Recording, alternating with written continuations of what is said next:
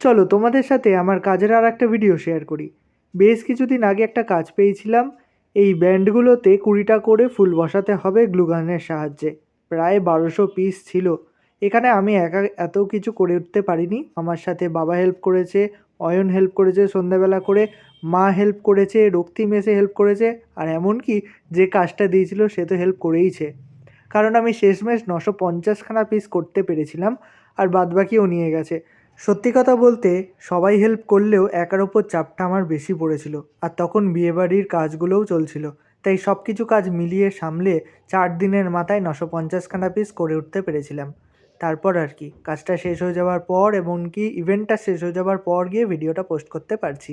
যাই হোক, চলো এবার ভিডিওটা কেমন লাগলো অবশ্যই কমেন্টে জানিও, আর ভালো লাগলে একটা লাইক এবং কমেন্ট করে দিও, আর ফলো করে পাশে থেকো।